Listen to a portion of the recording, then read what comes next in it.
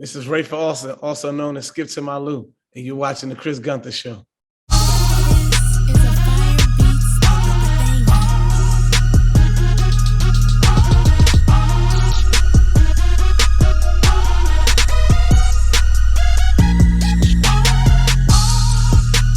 What's up, y'all? Welcome to the Chris Gunther Show. Appreciate y'all so much for watching. Be sure that you like and share this video. I would greatly appreciate it.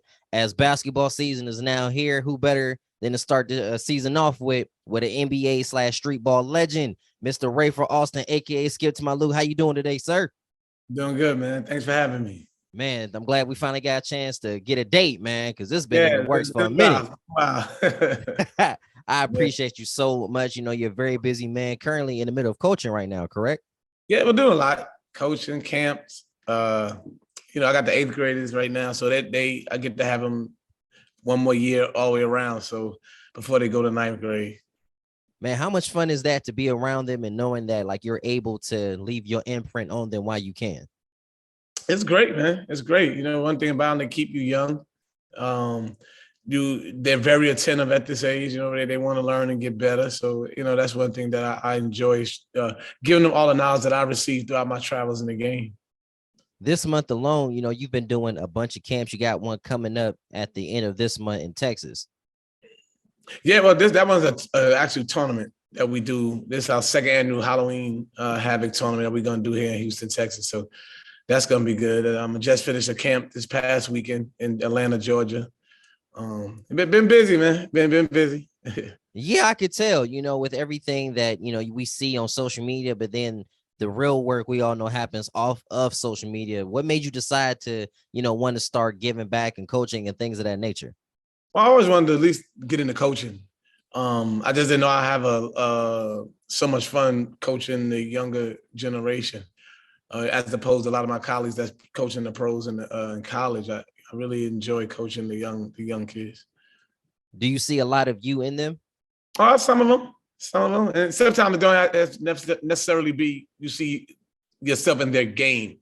You know, sometimes you might see yourself in their demeanor. You might see yourself in their attitudes at times. You know what I'm saying? So it's not necessarily you see yourself in them as their style of play. There's an old saying that goes, a good coach wins games, but a great coach impacts the life. How do you feel about that? Well, they go together, but I think having a good impact on someone's life is what you really want to lean to more when you're coaching, man, because that has a lasting imprint and effect on each other, not just the player but the coach as well. Who from your childhood had an impact on you? Man, so many people. You know, my coaches for sure, but I had guys in the neighborhood in New York City that had a major impact on me. Coaches I had since I first started playing ball, you know, because they know you and they're watching your upbringing as well as your basketball game develop and mature. They're watching you mature from a boy to a young man to a young man to a man. So they always I have so many, man, that had an impact on me that, you know, I still remember them to this day, and hopefully these young men I will have that impact on them as well. What message are you trying to get through to your kids now while they're still going to be able to listen to you? Because, you know, some players after a while, they just tune their coach out. Well, you just want to understand that sports, basketball in particular, can help you with life. You know, your approach, your preparation, the fact that you got to be held accountable, responsible to your team. It's like that in your family. You know, hopefully young men grow up and have families of their own, kids and wives and things of that nature. You know, you understand that everything you do has an impact on your household. So you got to continue to persevere. You're gonna have some challenges along the way in life. So sports can help you with that.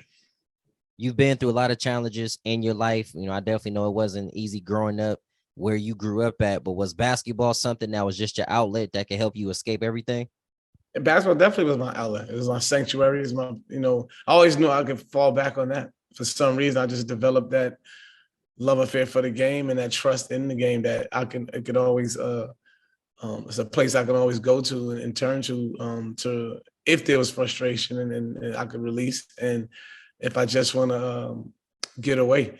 On top of that, you love the game and you know that you have dreams and aspirations to go far in the game, you know, whether it's the professional ranks or just finishing up in college or maybe go overseas. So, basketball, I was always on the court getting my mind together. When did it hit you that you really could play professional? Like you can make this entire thing your career? Maybe at a young age, and then sometimes because I was not doing the right thing in school in high school. Then again, when I went to college, it's just, but at a young age, I felt that, because I had a chance to play against so many players and travel with AAU ball and stuff, I felt that, I had a shot as long as I kept working hard and just doing the right things off the floor as well. One of the things that has always stood out to me, particularly about your story, is perseverance. You persevered through a whole lot. You never gave up, and you were able to add a flair to the game to a really big audience that hadn't really been seen yet. How, for you though, looking back over it, how impactful was AND1 basketball to you? It was impactful from a sense where it kept you in love with the game and just how much the game can do for an individual. And the smile and the laughter and everything that it put on our faces, man. Every city and state we went, some guys we went out the country. So just from that standpoint, and it gave another outlet to not just some basketball players, just kids that's growing up that may not make it to college or the NBA, and it gave them another outlet, something to shoot for. Something to do with the ball instead of just giving up and putting the ball down. During your time with the AND1 mixtape tour, everybody knows you as Skip to My Lou. Y'all had so many amazing, talented people that were there, but some of them just did not plan out to go and play in the NBA like you did. How were you able to kind of have that balance between street ball and NBA ball and prolong that into a career? Well, I always knew what each one was about. Streetball, a lot of people, it's more of an individual style play, more of a showmanship, showing your flair, and even though it's tough, growing up playing in tournaments throughout New York City, you really, as we keep getting older, you really, giving the crowd what they come out to see every day. Whereas the professional ranks, man, and the college ranks, it's about the team. It's not about the individual, and you gotta be able to play and coexist with guys that are good, just as good as you, if not better. So that was one of I always understood though, I was always a student of the game. I played it all day and I watched it all day. So I play it. When I go in the house, I put on the tape or turn the game on. So I was always a student of the game. Who did you try to pattern your game after? I try to pattern a lot of people. I had so many people to look up to and look to. Local guys in the playground, guys from New York City that was playing in college when I was a young kid, like Mark Jackson, Pearl Washington, Ross Strickland, Kenny Anderson, Kenny Smith. And then you got your pros, guys like Isaiah Thomas, Magic Johnson's, and, the list goes on as far as guards. But, I grew up in a time where basketball was pretty much everything to us in New York City. And it was, we lived it every day. There was recently a Point Guards documentary that was released that highlighted all of the great players, most of the great players that you just named. Were you pleased with how that came out? Yes. I mean, one, you're pleased because it's an honor and a blessing to be mentioned in the same lights as some of those great players that I mentioned that was on that film. And then you're pleased to know that you had an impact on the game, not just from the city that you're in, but throughout the world. And especially throughout the United States. So I'm definitely pleased with it. Along with that, when Netflix put out The Rise and Fall of AND1, and it showcased a lot of things that most people did not fully understand. When you take a look back at that documentary, what was it that stood out to you that made you say, wow, like even though this might have not have ended the way that I wanted it to, I was still able to leave my impact? It was just I kind of was familiar with kind of the whole story. So I think the only thing that really stood out was the fact that we were able to change a lot of individuals' lives and situations. You look at guys like Professor, who was in Oregon, just living a normal life, go out here and go to the gym and just go to the park and play with his friends. And next thing you know, you're like an instant star and celebrity. You same thing for a guy like Hot Sauce, so, and the list goes on. We're able, that's what stands out to me till this day, is that you're able to impact and change a person's life for the better through the game of basketball. The game of basketball brings you a lot of ups, it brings you a lot of downs, but ultimately it brought you satisfaction. You were able to prolong that into an 11 NBA year career. When did you know it was just time to step away, but also give back to the game? Well, it was time to step away late in my career, when you started to realize the league was getting young, and when they stop being honest with you about your situation, your role on the team, so you realize, you know what, it could be time.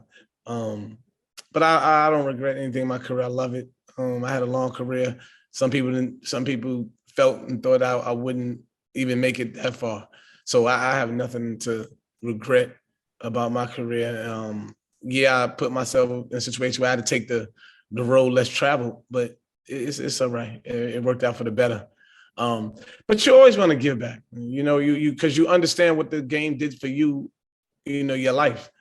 And that's what made me want to get back right away. So I jumped right back into trying to coach the youth, work with the youth, give them a lot of insight on the do's and don'ts if you're trying to pursue a career in basketball. So, it's just something natural for me, and something that, again, because I realized what it did for me as an individual, not just for the game and financial stuff. It saved my life. So I always try to be indebted to the game. As the season kicks off tonight, we already know the big story around, Draymond Green and Jordan Poole, along with the Lakers situation. And then you got the Sixers, and now, you got Boston and their whole turmoil. I'm just glad that basketball is back. What about you? I'm excited for basketball, not just the pros. I can't wait for college to get started. But at the end of the day, the pros are back first, and it's gonna be good. Like a lot of those teams that have those situations, I hope they can get that under the wrap quick, so they can all get on the same page and go after that one common goal, and that's to win the championship. I hate to see teams in turmoil, going through things while you're trying to go out there and fight and play against some of the best athletes and coaches and scouts in the world. It's tough to win in professional sports, and if you have things that are in your way or distractions, it makes it harder. Even though what happened with, Golden State wasn't necessarily the best situation, who knows? It could bring them together. Who do you have as the champion this year? I know it's super early, but yeah, having a champion is hard. I mean, to me, but I'm always a big believer you got to beat the champs. So, until somebody knocks them off, I'm always a believer that they can go back and do it again, as long as everything stays in line health-wise, the ball bouncing your way, and you get having some luck. That's what's needed to win in the NBA. All those things have to line up.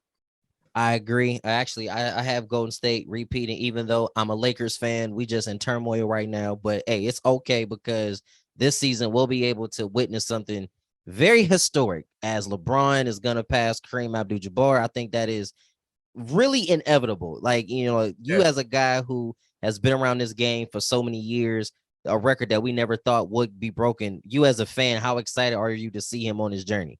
I'm excited for him, and we understand records are meant to be broken, and it was going to take a special individual to do this, and what special person in it to be than LeBron James. But I'm a big fan of Kareem Abdul-Jabbar. I'm a big fan of his legacy and how he was able to dominate for so long, and to do it with basically relatively a one shot that's still to this day unstoppable. Speaks volumes for him, but it also speaks volumes about LeBron to be able to play at this level for 20 seasons. And now something that I think a lot of us really felt that it wasn't going to be broken. It was this record, and it's finally going to come down. Do you have when this record gets broken, would you have him as the greatest player of all time? Everybody, different times, different eras. Is you're gonna see some spectacular things. All right, and don't be amazed if this record comes down. If LeBron's record come down, don't be amazed because this every a decade or whatever you call you say people think someone there's going to be another player somewhere along the line that's going to be a phenomenal player and eclipse these records. The game today is so guard oriented, 3-point shot left and right, pick and pop, etc. How do you feel that your game would have, correlated in today's game? Well, my game, I've probably been a player a long time because I don't see them taking much of a pounding because it's such a up and down cardio game. It's more transition, it's more free flowing, and it's a lot of jump shooting. So I think my game would have probably, one thing I know, I probably play a long time because I wouldn't be taking too many hits and too much pounding. Oh yeah, definitely. Who would you have liked to played with? I love to play with all of them. That's one thing I love. It's not one particular. I want to get out there with the best of them and the who's and be able to play with them and play off of each other and just coexist out there and keep each other's love and the passion in each other. That's what I want to play with all of them. I wish I was good enough to play in the NBA, man, because you guys are just I think y'all are the most phenomenal athletes in the world. My jumper is still kind of nice. I got a little handle, not like Skip to my Lure or nothing, right. But I decided to pick up the mic, wear a suit and tie, and talk about the game. All right, that's what I'm doing. I appreciate it. Coming to the end now. You're from the great spot of New York, and we all know that is, in a sense, the mecca of basketball. Who would you say are the top 5 guys to ever come out of there? That went to the NBA. That's hard, but again, you got to start off with Kareem Abdul-Jabbar.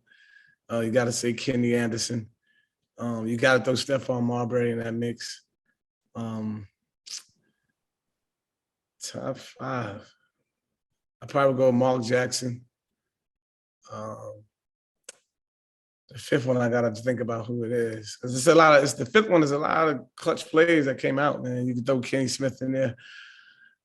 I'm normally leaving off a big name, but it's so many, man. And again, Ross Strickland, all right? So it's a lot of those guys that's in that top 5 that could be there.